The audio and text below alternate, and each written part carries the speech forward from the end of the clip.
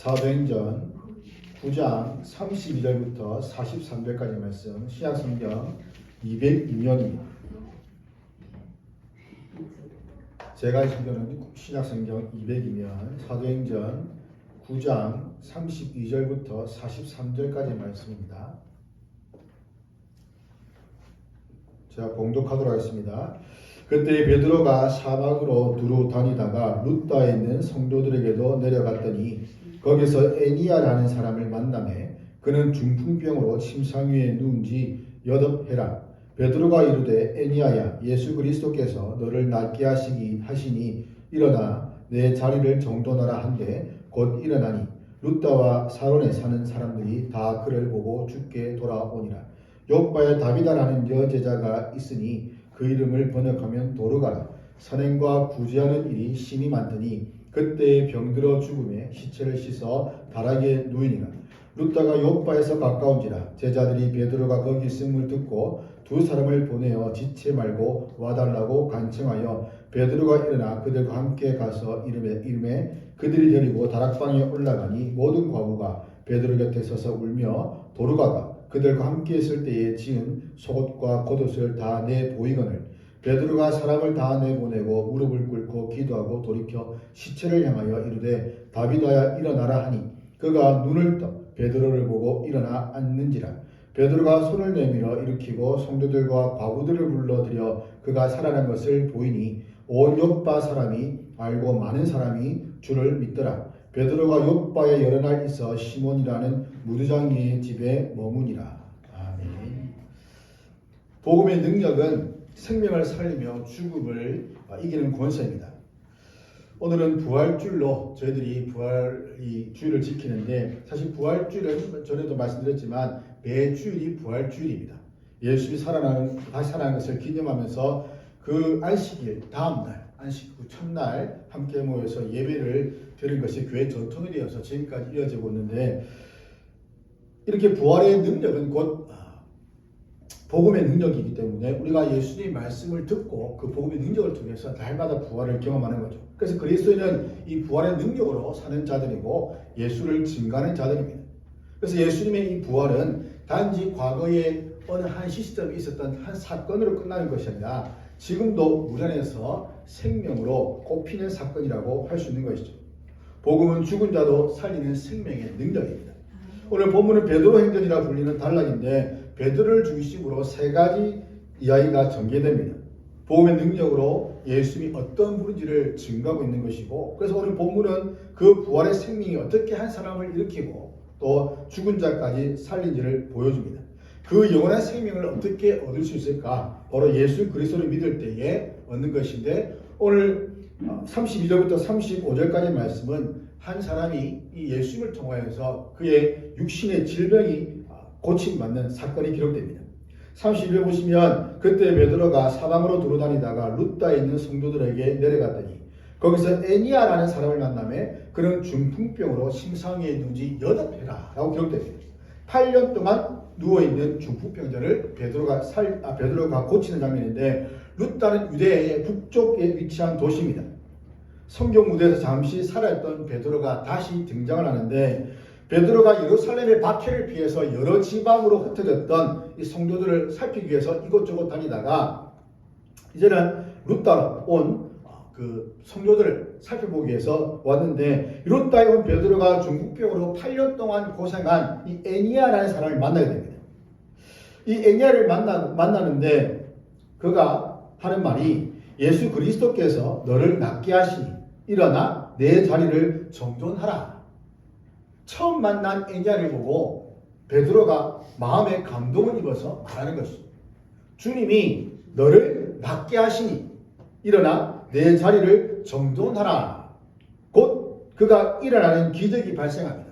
자리를 정돈하라, 이 말은 식사를 위해 식탁을 펴는 것을 이렇게 그런 의미가 포함되어 있는데, 이 말은 이제 온전히 치유가 되어서 정상적인 삶이 가능해졌음을 말하는 것입니다. 즉 일어나서 이제 함께 식탁에 자리를 펴서 함께 식사할 수 있을 만큼의 정상적인 그 몸 상태가 되었다는 겁니다. 중풍병으로 온몸이 마비되어 누워있던 애니야의 모습을 통해서 우리도 우리 자신의 모습을 발견할 수가 있습니다. 한 공정이 오랫동안 고장난 기계가 있었는데 처음 고장났을 때는 이것을 보고 모든 사람이 와서 보고 고칠 수 있을 것이라고 생각을 했습니다. 하지만 시간이 지나면서 그 기계를 아무도 고치지 못했습니다.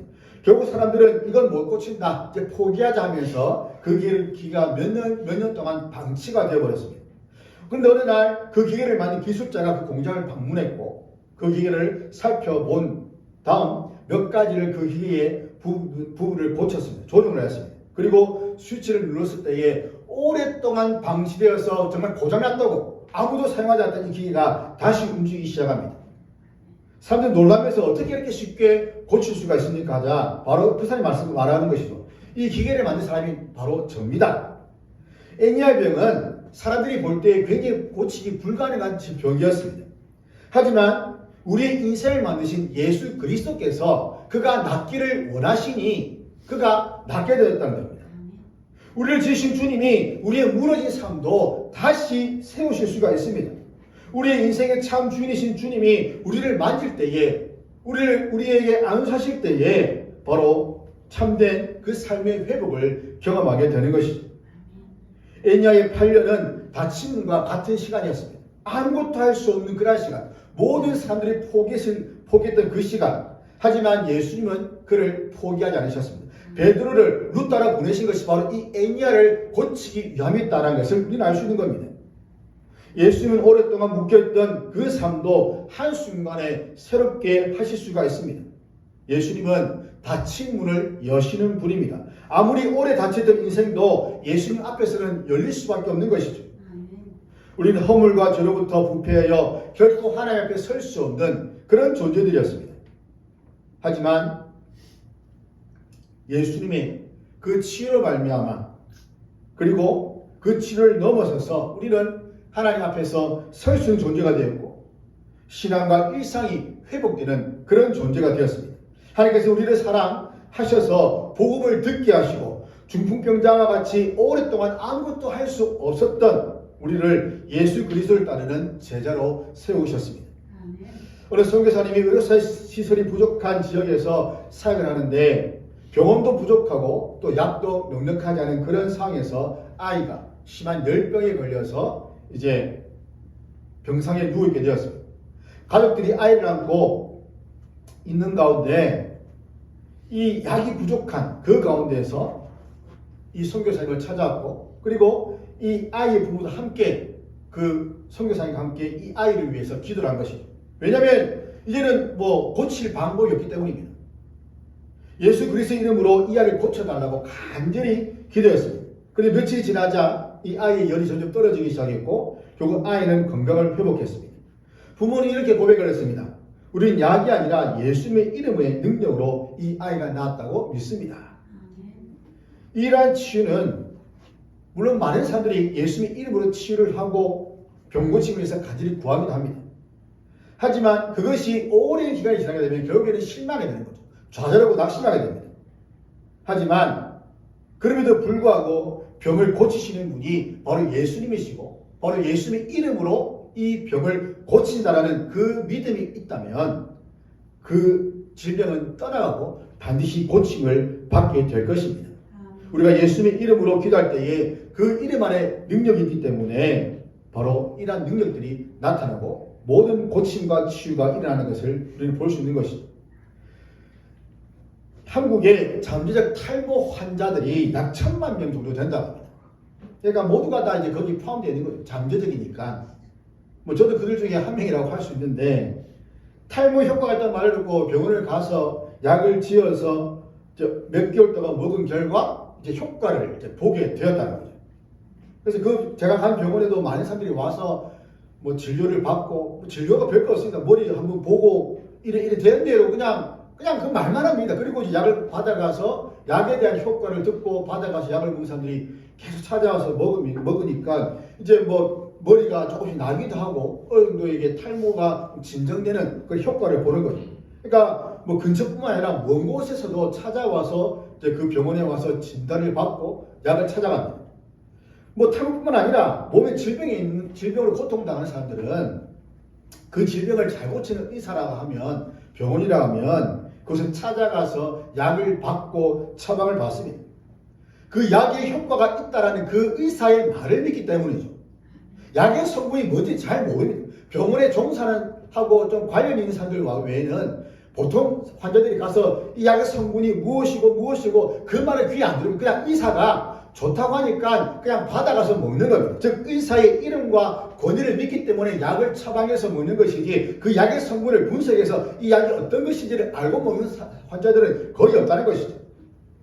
우리가 예수님의 능력을 다 이해하지 못하더라도 예수님의 그 이름을 믿고 의지할 때에 우리 안에 있는 모든 질병들이 고침받는 역사가 일어난다는 겁니다. 예수님의 이름은 단순한 이름이 아닙니다. 하늘의 권세가 담긴 이름입니다. 때문에 우리가 예수님의 이름으로 기도할 때에 놀라운 능력이 나타납니다. 이 능력이 우리 안에 있는 것이 아니라 우리 안에 잠재되어 있다가 예수님의 이름으로 말할 때 나가는 것이 아니라 바로 예수님의 그 이름에 있기 때문에 우리가 그 이름을 말할 때에 그 능력이 나타난다는 거예요. 우리 단지 믿음으로 이 예수님의 이름을 의지할 뿐입니다. 그때 하나님의 능력이 나타나게 되는 것이고 치유와 회복이 일어나게 되는 것이죠. 이런 놀라운 이름을 우리에게 주셨다는 겁니다. 우리 각자에게 이름이 있습니다. 하지만 우리에게 가장 좋은 이름은 우리 각자가 가진 그 이름이 아닌 바로 그리스도인이라는 그 이름. 그 이름으로 우리 세상 속에서 작은 그리스도로 살아가는 것이죠. 사진 한번 띄워주시면 일본에는 깨진 도자기를 칠과 금가루로 수라는 긴츠키라는 전통 도구가 있습니다. 이 그림을 보시면 이게 깨진 것을 이게 금과 칠로 이렇게 연결해서 하나의 새로운 어떤 작품으로 만든 것, 이걸 긴츠키라고 합니다. 그러니까 보통 그릇이 깨지면 가치가 없다고 해서 생각해서 버리거나 최대한 이 깨진 티를 나지 않게 하기 위해서 이렇게 붙이는 그런 작업을 하는데 이 긴츠키는 그 깨진 틈을 순금으로 메워서 오히려 그 균열을 아주 당당하게 드러내는 거죠. 우리 인생도 죄와 고난을 위해서 산산조각날 때가 있습니다. 하지만 예수님은 이런 우리를 버리지 않으시고 그분의 보혈로 우리를 다시 붙이신다는 거죠. 그래서 회복된 인생은 이전보다 더 견고하고 그 상처와 흔적은 수치가 아닌 하나님의 은혜를 증가하는 아름다운 무늬가 된다는 겁니다. 바울은 복음을 전하면서 수많은 고난을 당하였고 수많은 어려움을 당했습니다. 매를 맞았습니다. 죽을 뻔도 여러 번 했습니다. 돌에 맞았습니다. 그래서 자기 몸에 뭐가 있다고 합니까? 나는 예수의 흔적을 가졌노라. 우리 육신의 질병이나 불편함이 때로는 예수님이 우리에게 주신 것일 수도 있습니다. 무엇을 위해서 그렇습니까? 하나님의 영광을 위함이요 예수 그리스도를 위해서 우리에게 주신 것일 수라는 겁니다. 예수 믿기 전보다 회복된 지금의 삶이 우리에게 더욱더 기쁨과 감사의 삶이 되어야 됩니다. 그래서 부활하신 예수 그리스도 이름을 증거하면서 많은 영혼들이 치유되는 그런 역사가 우리 가운데 일어나기를 주의 이름으로 축원합니다. 그리고 예수님께서는 생명을 주신 분인데 36절부터 37절 보시면 욥바에 다비다라는 여자가 있으니 그 이름을 번역하면 도르가라. 선행과 구제한 일이 심히 많더니 그때 병들어 죽음에 시체를 씻어 다락에 누인다라고 합니다. 그때라는 것은 베드로가 이 룻다에서 이 앵냐의 병을 고쳐주어서 모든 사람이 죽기로 돌아온 바로 그때를 가리키는데 이런 다비다에게도 이런 기적적인 사건이 일어날 수 있음을 암시하는 거죠. 장례를 위해서 이 다윗의 시선을 다 씻었습니다. 그리고 그것을 다락에 누웠다는 것은 이제는 소생 가능성이 없는 그런 상태가 되었음을 말하는 거죠. 그럼에도 이 욥바의 신앙 공동체는 룻다에 있는 베드로에게 두 사람을 보내어서 상황의 긴급함을 알렸습니다. 이는 죽은 자도 살아날 수 있다는 그 믿음의 초청이었다는 거죠. 욥바에서 급히 도착한 베드로가 시신이 있는 다락방에 올라가자 과부들이 울면서 이 다비다가 만들어진 속옷과 겉옷을 베드로에게 보여줍니다.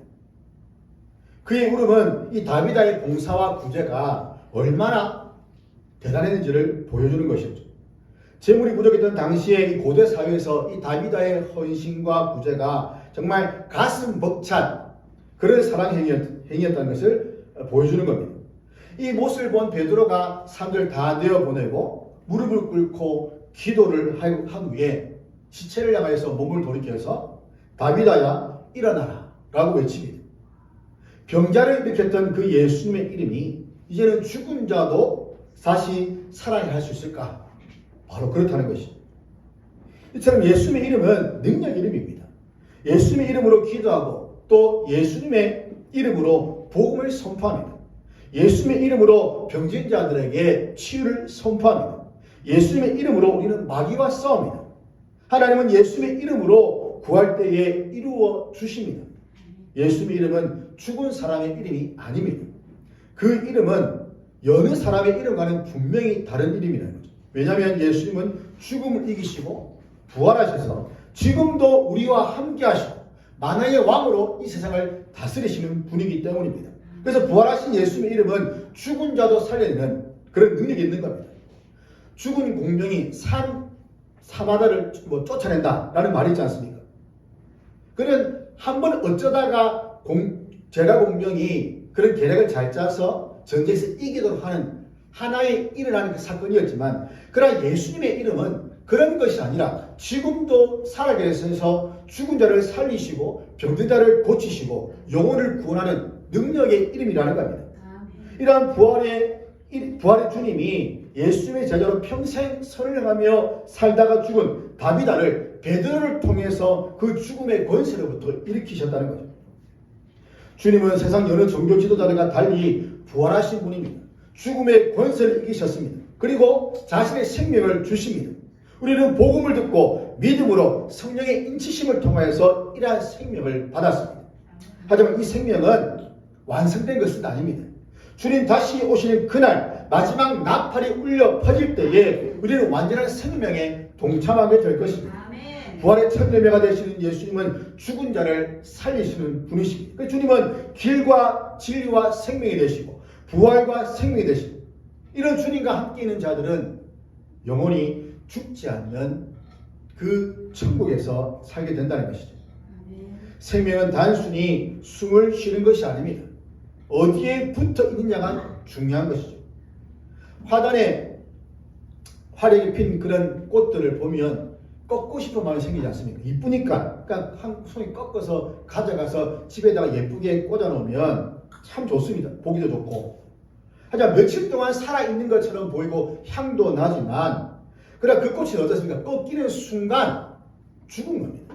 왜냐하면 그 생명이 들어있는 뿌리로부터 차단됐기 때문이죠. 성경은 죄를 해서 단절된 이 인간이 하나님과 단절됐기 때문에 사람이 살아있으나 그러나 죽은 자로 묘사합니다. 우리가 걸어다니는 사람으로 있지만 그러나 우리는 죽은 자들이라는 거죠.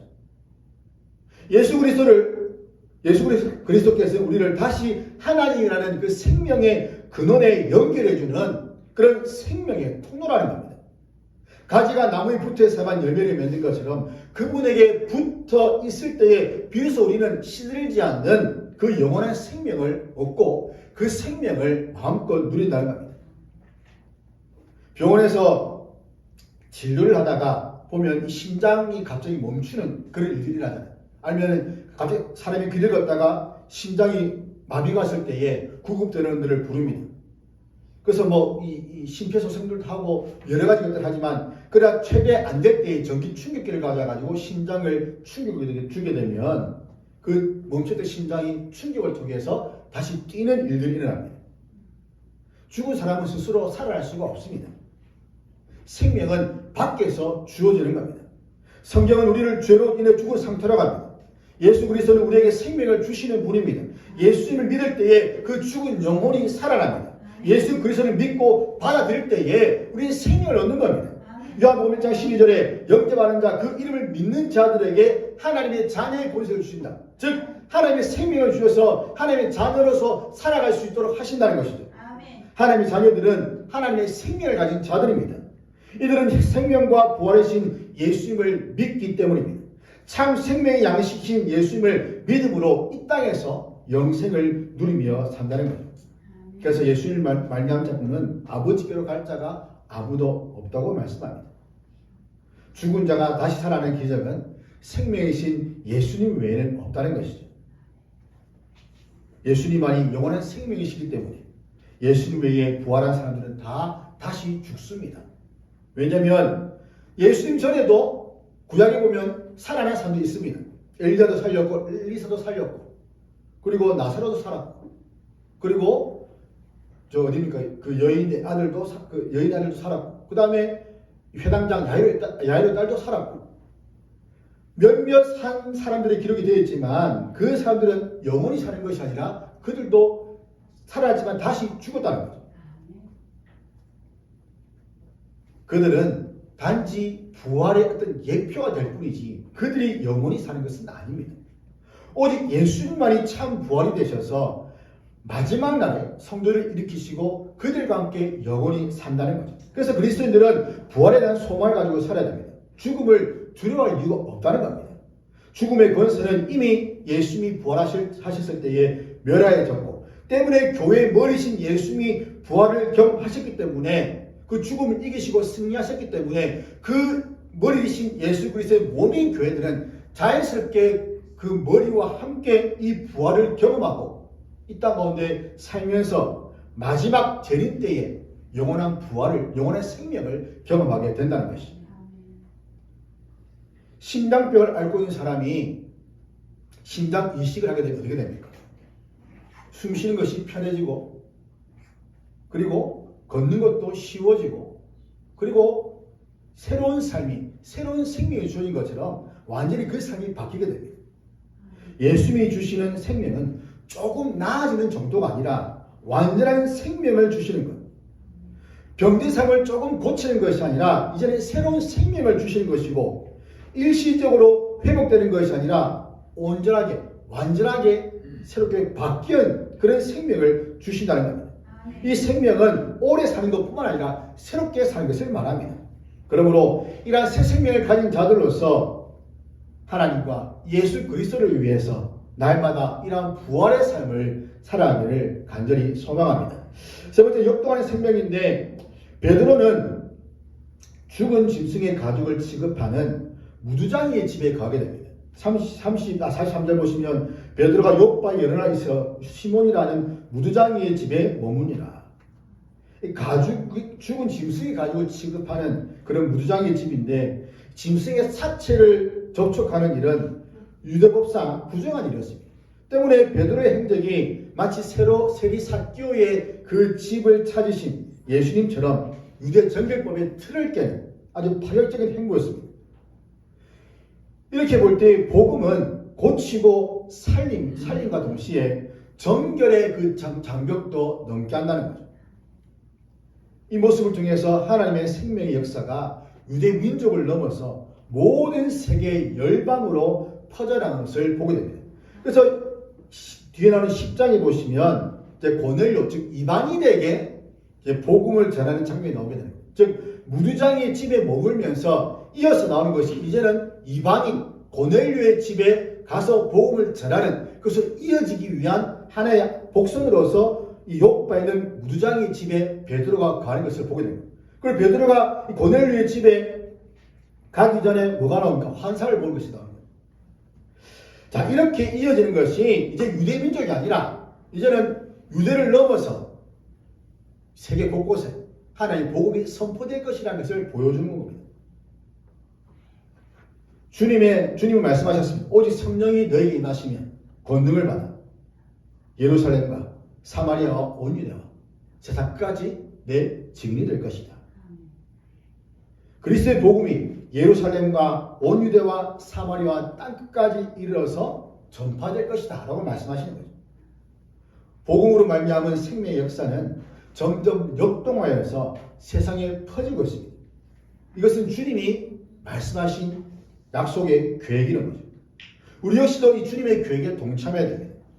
물이 바다를 덮은 같이 그 복음의 생명이 온 세상을 뒤덮을 때까지 주님은 우리 모두에게 이 마지막 사명에 동참할 것을 말씀하시고 우리 또한 이 마지막 사명에 동참해야 됩니다. 베드로처럼 우리 안에 장벽을 허문다면 우리도 거침없는 이 복음의 통로가 될 것입니다. 병상에 누운 엘리야를 보고 사람들이 주께로 돌아왔습니다. 죽음에서 일어난 다비다를 보고 사람들이 주께로 돌아와 주를 믿었습니다. 복음의 열매는 주께로 돌아오는 겁니다. 이 돌아온다는 것은 단순한 돌이킴이 아닙니다. 이것은 회개라는 거죠. 회개는 완전히 돌아서는 것을 말합니다. 어느 목적지를 향해 나갈 때에 이 목적지가 잘못된 것을 깨달았을 때에 내가 가는 길이 엉뚱한 방향인 것을 깨닫게 되었을 때에 운전자는 또는 그 길을 가는 사람은 돌이켜서 다시 방향으로 돌아오게 됩니다. 유턴을 하는 것이죠. 주님의 주권을 인정하고 그분의 권세 아래에서 살아가기를 결단하고 신뢰하는 겁니다. 이처럼 참되고 순수한 복음이 선포될 때에, 전파될 때에 영혼들을 하나님 앞으로 돌아오게 하는 역사가 일어나는 것이죠. 왜냐하면 이 복음을 통해서 하나님의 존재와 하나님의 능력을 경험했기 때문입니다. 하지만 성경에도 나오지만 거짓 교사들, 거짓 선지자들, 거짓 전도자들은 이 복음의 능력을 이용해서 그들을 예수님께로 인도하는 것이 아니라 자기 자신에게로 인도한다는 겁니다. 자기에게로 끌어모은다는 거죠. 복음은 영혼을 하나님께로 인도하는 것이지 사람에게로 인도하지 않습니다. 이 복음이 잘못 사용될 때에 그 복음이 그 영혼들을 하나님이 아닌 사람에게로 이끈다는 것을 우리는 수없이 봐왔습니다. 그래서 거짓 전도자들이 고민하는 것은 무엇이 진리냐? 무엇이 진리냐가 아니라 무엇이 효과가 있느냐 하는 것이 중요하다는 거죠. 그래서 자기에게로 사람을 모으기 위해서 이 진리마저도 어떻게 이용을 해서 효과적으로 이용을 해서 나에게로 사람들을 이끌어 모을까 하는 그런 생각들을 한다는 겁니다. 그 진리가 중요한 것이 아니라 어떻게 하면 효과적으로 사람들을 끌어모을 것인가.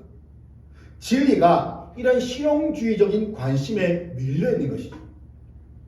설교자가 자신의 청중의 참된 필요를 만족시키기 위해서 자신이 그 메시지를 맞추고자 할 때 믿음을 위해서 힘써 싸우는 것은 불가능한 겁니다. 여기서 청중의 참된 필요가 무엇인가? 예수님이 아니라 그들 각자가 요구하는 필요들이라는 거죠. 거기에 자신의 메시지를 맞춰가다 보면 결국에는 믿음을 위해서 싸울 수 있는 그 힘이 없다는 겁니다. 그렇다 보니까 어떻게 되냐면 모든 교훈의 풍조에 밀린 어린 아이와 같이 되어버린다는 겁니다. 바울은 에베소서 4장 14절에 보면 이는 우리가 이제부터 어린아이가 되지 아니하여 사람의 속임수와 간사한 유혹에 빠져 온갖 교훈의 풍조에 밀려 요동하지 않게 하려 함이라. 어린아이가 되지 아니하여 사람의 속임수와 간사한 유혹에 빠져서 온갖 교훈의 풍조에 밀려 요동하지 않기 위해서 이 바울은 복음을 전했는데 그렇지 않고 이제 세상 풍조에 교훈의 풍조에 밀려서 어린 아이처럼 귀를 담고 거기를 따라다닌다는 거예요. 온갖 거짓과 속임수에 넘어가서 그냥 따라다니는 거죠. 아이들에게 맛있는 거 사줄게, 아이스크림으로 사탕으로 온갖 것으로 유혹을 해서 아이들을 자기에게로 끌어모으는 그런 일들을 하는 것처럼 그러한 일들을 거짓 선지자들과 거짓 교사들이 했다는 겁니다. 지금도 그런 일들이 일어나고 있다는 것이죠. 세상은 주님을 철저하게 거부합니다. 유다서 4절 보시면 홀로 하나의 신 주제 곧 우리 주 예수 그리스도를 부인하는 자다. 이들은 이단들입니다. 이단들은 홀로 하나의 신 주제 곧 우리 주 예수 그리스도를 부인하는 자다. 그가 하나님이심을 부인하고 그가 인간임을 부인하고 그가 우리의 구주임을 부인하는 자다. 그런 자들이 있는 이 세상에 우리가 살고 있다는 것이죠. 사람들은 예수님을 모릅니다. 알려고 하지도 않습니다. 왜냐하면 교회와 세상의 주인이 누구인지를 잊어버리기 때문입니다. 교회의 주인이 누구신가? 바로 부활하신 예수 그리스도십니다. 우리는 부활하신 예수님을 증거하는 제자들이고 그분의 종들입니다. 예수님이 부활하셨습니다. 단순히 예수님이 우리의 구주라는 그런 의미를 넘어서서 왜 어떻게 구주가 되셨는가? 바로 죄를 위해 죽으시고 죽음에서 다시 살아나신 부활하신 주님이기 때문에 우리의 구원자가 되실 수가 있다는 것이죠. 우리는 오직 성령의 능력을 힘입어서 가장 가까운 곳과 사람에게서 점점 그 범위가 확장되어 나가야 됩니다. 복음이 성령의 능력을 힘입어서 순수하고 바르게 선포될 때에 그 능력이 나타난다는 것이죠. 복음의 능력은 오직 복음의 주인이신 예수님께로 돌아가게 하는 능력이기 때문입니다. 복음은 사람을 목회자로 모으는 것이 아니라 어떤 교회라는 그 교회 예배당으로 그냥 단순히 사람을 모으는 것이 아니라 하나님께로 돌아오게 하기 때문입니다. 참된 복음은 언제나 예수 그리스도를 드러내기 때문이죠. 그래서 복음의 능력을 맛본 성도들은 예수님을 찾을 수밖에 없다는 겁니다. 하나님께로 돌아오기는 이 복음을 널리 전하는 사명을 모든 그리스도인들이 감당해야 됩니다. 그래서 지난주 우리가 나가서 노방조들을 했잖아요. 뭐 전도지를 나눠주고 또 이렇게 물티슈를 나눠주면서 어쨌든 교회를 알리면서 그 교회가 어떤 교회냐가 중요한 것이죠. 정말 예수 그리스도를 머리로 하는 그 예수님의 그 몸인 교회, 그 교회로 와야만 복음을 들을 수 있는, 참된 복음을 들을 수 있는 그 일을 감당을 한다는 겁니다. 교회는 영혼을 살리는 하나님의 기관입니다. 교회는 성도들을 하나님과 하나님의 백성과 군사와 제자로 양성하는 곳입니다. 이 일에 바른 말씀을 전하는 목회자의 역할이 굉장히 크다는 것을 우리 기억을 하고, 그래서 목회자를 위해서 기도해야 하는 이유가 바로 여기 있는 것이죠. 때문에 교회는 생명을 살리는 예수 그리스도의 놀라운 능력을 모든 성도들이 함께 경험하도록 해야 됩니다. 복음이 전파되는 곳곳마다 영혼들이 살아나고 하나님께로 돌아오는 역사가 일어남을 믿기를 바랍니다. 아멘. 겨울나무는 겉으로 보기에는 성장을 멈춘 채 얼어붙은 것 같습니다. 겨울에 보면 나무들이 이제 새들 보면 이 나무가 죽은지 살았는지 모르잖아요. 가지 다 떨어지고 그냥 비쩍 마른 것이 보이지만, 그러나 그 안에는 봄을 맞이하기 위해서 끊임없이 수액이 흐르면서 그 나무의 세포를 보호하고 에너지를 저장한다고 합니다. 그러니까 겉으로는 그냥 나무가 가만히 서 있는 것처럼 고요해 보이지만 다음 계절에 꽃과 잎을 내기 위해서 그 치열하고 역동적인 준비가 그 나무 안에서 계속 일어나고 있다는 말이에요. 신앙생활 하다 보면 영적 침체이나 고난의 교훈을 만날 때가 있습니다. 정말 열심으로 교회를 섬기고 헌신하고 봉사하다가 어느 한순간 마음의 가운데 회의가 찾아오고 낙심이 되고 이럴 때가 분명히 있다는 것이죠. 신앙생활이 항상 상승 곡선을 걸으면 정말 좋겠지만, 그러니까 때로는 올라가다가도 내려가게 되고 또 내려가는 중에 한참 또 물다가 다시 어느 순간 올라가기도 하고, 이런 것들이 신앙생활 과정 가운데 계속 일어난다는 겁니다.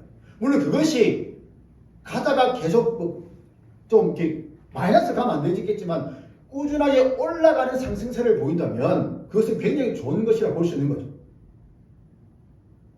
이렇게 고난의 때, 침체기의 때가 있음에도 불구하고 우리 안에 이 부활하신 예수 그리스도의 그 생명이 있다면 겉으로는 저 사람이 왜 저렇게 보이고 힘들어 보이고 낙심이 보이고 절망감이 있어 보일지 모르겠지만, 그러나 그 안에는 성령의 수액이 역동하여서 그 안을 빚어가고 있다는 겁니다. 이 역동함이 때가 되면 반드시 풍성한 열매로 다시 나타난다는 것이죠. 고대 이집트의 이 미라와 함께 발견된 수천 년 된 미랄이 있다고 합니다. 그러니까 건조한, 이 습기도 없고 건조한 이 상태니까 미랄이 수천 년 동안 보관이 잘 되었는데, 그러니까 미랄 그대로 있는 거죠. 근데 이 미랄을 꺼내서 습기가 있는 땅에 심자 놀랍게도 싹이 틉니다. 수천 년 동안 그 닫혀있던 그 생명의 설계도가 이 죽음, 즉 땅에 묻히는 과정을 거치자 비로소 현실이 되어버린 것이죠. 한 알의 밀이 땅에 떨어져 죽지 않으면 한 알 그대로 있고 죽으면 많은 열매를 맺는다는 이 주님의 말씀처럼 예수의 죽음이 단순한 실패가 아니라 수많은 생명을 살리기 위한 부활의 전지곡이었고 첫 열매라는 겁니다. 이처럼 부활은 죽음을 통과한 생명이 얼마나 끈질기고 위대한지를 보여주는 거죠. 이러한 부활의 복음은 오늘도 우리 앞에 있습니다. 우린 예수님을 고발할 수도 있고 예수님을 믿고 생명을 얻을 수도 있습니다. 복음은 단지 이야기가 아니라 생명을 살리는 능력, 복음은 죽은 자도 살리는 생명의 능력, 애니아처럼 묶여있던 그 삶을 일어나기도 하고 다비다처럼 그 죽음의 자리에서 생명을 준다는 겁니다. 이것이 바로 부활하신 그 예수님의 말씀이며 그 예수님이기 때문이라는 거죠. 오늘도 부활하신 예수 그리스도를 믿는 자 안에는 이러한 생명의 꽃이 피어납니다. 부활의 생명이 우리의 가정에, 우리의 삶에, 우리의 믿음 가운데 풍성하게 꽃을 피워야 됩니다. 우리 예수 그리스도로 말미암아 생명을 얻은 사람들입니다. 우리 생명이신 예수 그리스도를 증거하면서 이러한 복음의 능력을 경험해야 됩니다. 부활은 과거의 신화가 아닙니다.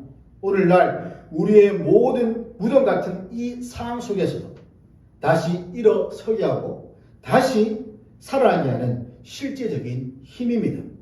우리는 예수 그리스도의 부활로 말미암아 완전한 부활을 간절히 소망을 하면서 우리의 매일의 삶이 날마다 죄에 대하여 죽고 예수 그리스도와 살아나는 이런 부활의 삶, 그러한 부활의 신앙의 삶이 되기를 삼위 하나님의 이름으로 축원합니다.